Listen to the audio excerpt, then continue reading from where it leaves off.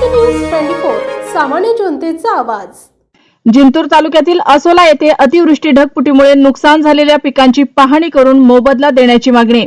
परभणी जिल्ह्यातील जिंतूर तालुक्यात आज सकाळी 3 ते 6 वाजेच्या दरम्यान झालेल्या अतिवृष्टीमुळे जीवनमान विस्कळीत झाले आहे। जीवनावश्यक वस्तू आणि शेतीमालाचे मोठे नुकसान झाले आहे।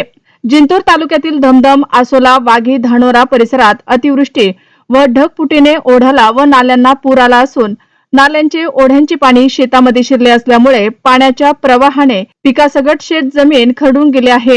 सरकारने तातडीने नुकसानीचे सर्वे करून नुकसान भरपाई द्यावी अशी मागणी करण्यात आली।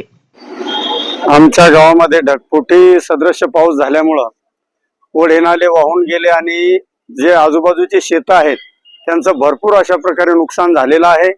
तरी आम्ही शासनाला निवेदन देण्यासाठी या ठिकाणी आलो होतो की लवकरात लवकर सर्व शासकीय यंत्रणा आमच्या शेतामध्ये येऊन पंचनामे करण्याची कृपा करावी।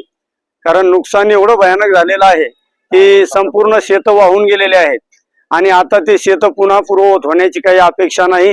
त्यासाठी मेहरबान शासनाने कृपा करून त्वरित पंचनामे करून आम्हाला योग्य ती मदत द्यावी विनंती करण्यासाठी आम्ही सर्व गावकरी मंडळी आसोलाच्या वतीनं सर्वच गावकरी या ठिकाणी आलेलो आहोत। आसोला